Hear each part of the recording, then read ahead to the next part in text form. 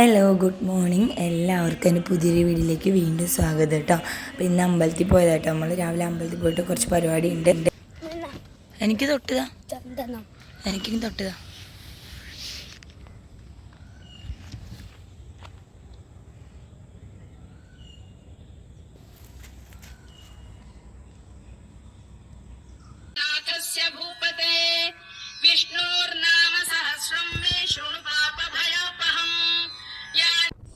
അപ്പോൾ നമ്മൾ പോകുന്നത് ഉദയമംഗലത്തേക്കാണ് കേട്ടോ. അപ്പോൾ തേങ്ങ പറിക്കാൻ പോകുന്നതാണ്. അപ്പോൾ അവിടെ കുറച്ച് സ്ഥലമുണ്ട്. അപ്പോൾ അങ്ങനെ തേങ്ങ പറിക്കാൻ വെച്ച് പോകാം കേട്ടോ. അപ്പോൾ പോകുന്ന വഴിക്ക് ഇങ്ങനൊരു സ്ഥലം കണ്ടുകൊണ്ട് എനിക്ക് ഭയങ്കര ഇഷ്ടപ്പെട്ടു. ആ സ്ഥലം നല്ല ഭംഗിയുണ്ട് കാണാൻ വേണ്ടിയിട്ട്. അതുകൊണ്ട് ഞാൻ വീഡിയോ എടുത്തുന്നേ ഉള്ളൂ. പിന്നെ ഷിട്ടുവിനെ വീട്ടിലാക്കിയിട്ടാണ് പോകുന്നത്. അമ്പും ഞാനും ഗീഷേട്ടനും പോവാമെന്ന് വിചാരിച്ചു. അപ്പോൾ ഇത് ഉദയമംഗലം അമ്പലമാണ് കേട്ടോ. പിന്നെ അങ്ങനെ നമ്മളവിടെ എത്തി. നമ്മൾ പോകുമ്പോൾ ഒരു തേങ്ങ പറിക്കുന്ന ചേട്ടനെ കൂടെ കൂട്ടിയിട്ടാണ് പോയത്.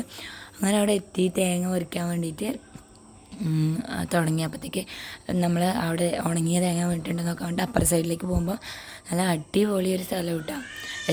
എനിക്ക് എത്ര ഇഷ്ടപ്പെട്ടു. എന്ത് ഭംഗിയെന്നറിയോ, അവിടെ ഭയങ്കര തണുപ്പ്. കണ്ടമാണ് കേട്ടോ. കണ്ടത്തിന് നടുക്കുന്ന ഒരു അമ്പലമാണോ തറവാടാണോ എന്ന് എനിക്കറിയില്ല. ഈ ഉദുമ ഭാഗത്തേക്ക് കുറേ തറവാടുകൾ ഉണ്ടെന്ന് ഞാൻ കേട്ടിട്ടുണ്ട്. അപ്പോൾ ഇപ്പോൾ തന്നെ ഏകദേശം ഞാൻ 3-4 കണ്ടു. പിന്നെ ഇതിപ്പോൾ കുറച്ചും കൂടെ ഭംഗിയുണ്ട്. കണ്ടത്തിൻ്റെ നടുക്കൊരു തറവാട്. നല്ല രസമുണ്ടായിരുന്നു കാണാൻ കേട്ടോ. നല്ല പച്ചപ്പ് പിടിച്ചൊരു സ്ഥലമായിരുന്നു. അപ്പോൾ തേങ്ങ പറിക്കാൻ തുടങ്ങി. അങ്ങനെ നമ്മൾ തേങ്ങയൊക്കെ പെറുക്കിക്കൊണ്ടിടാൻ തുടങ്ങി. അപ്പോൾ നമ്മൾ വരുമ്പോൾ രാവിലെ ഒരു ചായയും പഴം പുഴുങ്ങിയത് മാത്രം കഴിച്ചിട്ടാണ് വന്നത്. അപ്പോൾ ഞാൻ വിചാരിച്ചു ഇവിടെ വന്നിട്ട് വല്ലതും കഴിക്കാമെന്ന് വിചാരിച്ചു. പക്ഷേ ഇവിടെ വന്നിട്ട് നമ്മൾ ഇവർ പറഞ്ഞു കുറച്ചല്ലേ ഉള്ളത്, പറിച്ചിട്ട് കഴിക്കാമെന്ന് പറഞ്ഞു. അങ്ങനെ ഞാനിവിടെ എത്തിയപ്പോഴേക്ക് കുറച്ചല്ലായിരുന്നു, കുറച്ചെന്ന് പറഞ്ഞുകൊണ്ടാണ് ഞാൻ വന്നത്. നല്ലോണം ഉണ്ടെന്ന് ഇവിടെ എത്തിയിട്ട് നമ്മൾ നല്ലോണമല്ല എന്നാലും കുറച്ചധികം കൊടുക്കാനുണ്ടെന്ന് ഇവിടെ വന്നിട്ട് നമ്മൾ അറിഞ്ഞിന്.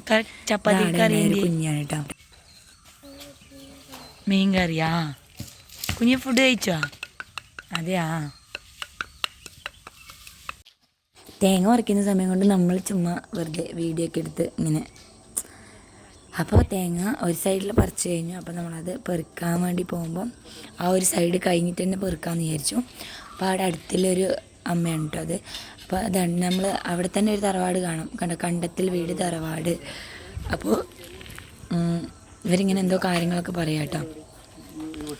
പിന്നെ അപ്പോൾ അവർ നമ്മളെ സഹായിക്കാൻ വേണ്ടിയിട്ട് കഴിയുന്നവരെ കൂടെ നിന്നിട്ടുണ്ടായിരുന്നു കേട്ടോ. പിന്നെ അപ്പോൾ അവർ അതിനകത്ത് ഓല എല്ലാം എടുത്തോട്ടും ചോദിക്കുമ്പോൾ ഇവർ പറഞ്ഞു എടുത്തോ. പിന്നെ നമുക്ക് ഓല ആവശ്യമുണ്ട്, പക്ഷേ വണ്ടിയിലെല്ലാം പിടിക്കുകയൊന്നുമില്ല. അപ്പോൾ പിന്നെ നമ്മൾ വിചാരിച്ചു തേങ്ങ മാത്രം കൊണ്ടുവരാമെന്ന്. അങ്ങനെ അവർ ഓല ചോദിച്ചുകൊണ്ട് അവർക്ക് ഓല കൊടുത്തു.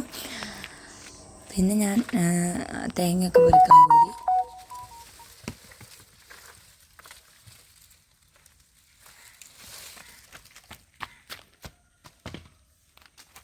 അതുണ്ടാവും.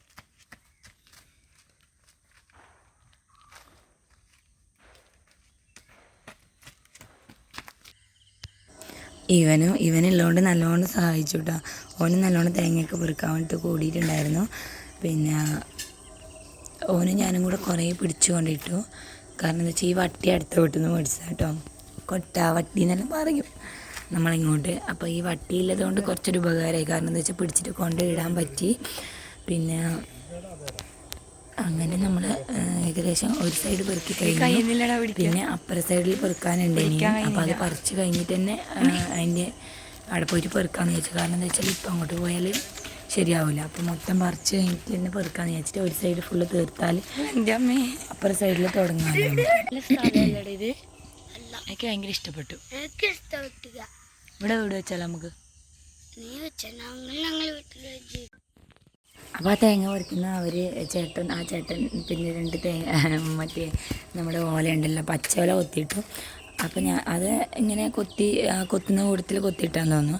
അപ്പോൾ ഞാൻ വിചാരിച്ചത് നമ്മളെ മാച്ചിയാക്കാൻ വേണ്ടിയിട്ട് ചൂലാക്കാൻ വേണ്ടിയിട്ട് കൊത്തിയെടുക്കാമെന്ന് വിചാരിച്ചു. ഞാൻ ചൂലാക്കലൊന്നും ഉണ്ടാവില്ല, ഞാൻ വീട്ടിൽ കൊണ്ടുപോയിട്ട് അമ്മക്ക് കൊടുക്കാമെന്ന് വിചാരിച്ചു. അപ്പോൾ അമ്മ ചൂലാക്കിയിട്ട് എനിക്ക് തരുമല്ലോ. അപ്പം അത് വലിയ നല്ല ഓലയൊന്നും അല്ലായിരുന്നു. എങ്കിലും ഞാൻ പിന്നെ കളയണ്ടല്ലോ എന്ന് വിചാരിച്ച് പച്ചയോലൊന്നും നമുക്കങ്ങനെ കിട്ടാനില്ല. അപ്പോൾ പിന്നെ അത് കൊത്തിയെടുക്കാമെന്ന് വിചാരിച്ചു. പിന്നെ സത്യം പറഞ്ഞാൽ ഇതെനിക്ക് എങ്ങനെ കൊത്തണ്ടതെന്ന് അറിയില്ല, എനിക്ക് അറിയുന്ന പോലെ കൊത്തി കേട്ടോ.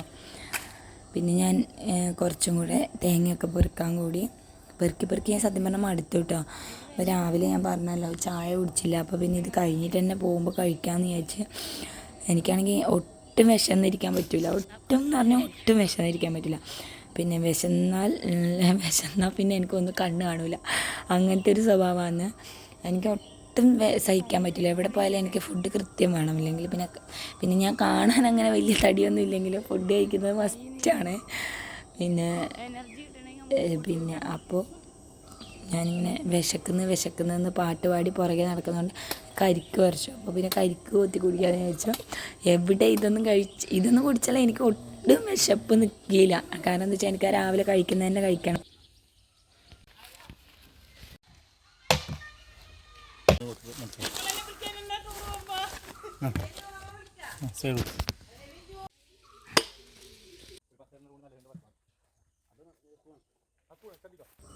കരിക്ക് വിശന്ന് കുടൽ കത്തി നിൽക്കല്ലേ. ഞാനിങ്ങനെ ആക്രാന്തത്തോടെ തിന്നു കേട്ടോ. എനിക്ക് സത്യം പറഞ്ഞാലില്ലേ ഒട്ടും നിൽക്കാൻ പറ്റില്ല. ഞാൻ അപ്പം തന്നെ ഏകദേശം 11 മണിയൊക്കെ ആവാനായിരുന്നു. അപ്പം പിന്നെ ഇതെങ്കിലും തിന്ന് വയറ് നടക്കാൻ വിചാരിച്ച് ഞാൻ ഒരു കരിക്ക് കൊത്തുന്നു. പിന്നെ എനിക്ക് വിശപ്പ് നിൽക്കാത്തതുകൊണ്ട് ഞാൻ പറഞ്ഞു എനിക്കൊരു കരിക്കും കൂടെ വേണമെന്ന്. അങ്ങനെ ഞാൻ 2 കരിക്ക് കുടിച്ചു. പിന്നെ ഇങ്ങനെ കഴിക്കുമ്പോൾ നല്ല രസമുണ്ട് കേട്ടോ. പിന്നെ നല്ല മൂത്ത കരിക്കല്ല, കുറച്ച് ഇളയ കരിക്കായതുകൊണ്ട് തിന്നാനും നല്ല ടേസ്റ്റ് ഉണ്ടായിരുന്നു.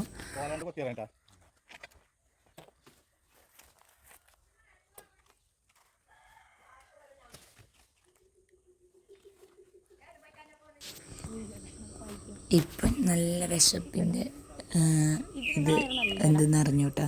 വിശന്ന് കുടൽ കത്തുമ്പോൾ എന്ത് കിട്ടിയാലും തിന്നാൻ പറ്റുമെന്ന് മനസ്സിലായി. പിന്നെ അവൻ അതിൽ നിന്ന് എടുക്കാൻ കിട്ടാത്തതുകൊണ്ട് ഞാൻ എടുത്തു കൊടുത്തു കേട്ടോ. അപ്പോൾ അവൻ എടുത്തു കൊടുത്തതിൻ്റെ പേരിൽ ഞാൻ അതിനകത്ത് നിന്ന് കുറച്ച് കഴിച്ചു. പിന്നെ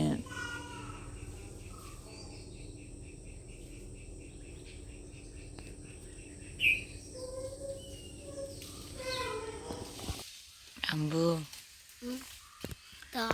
എടുത്തു. നിങ്ങളെ പേരെന്തേ?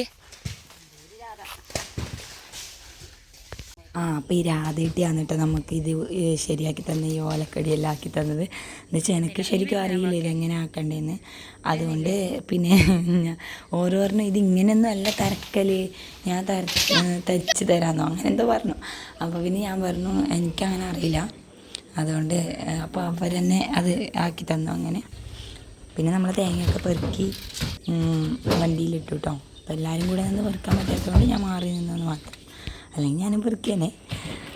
പിന്നെ അങ്ങനെ അവിടെ നമ്മൾ പോകുന്ന വഴിക്ക് ഒരു തറവാട് കണ്ടു കേട്ടോ. നല്ല ഭംഗിയുണ്ടായിരുന്നു.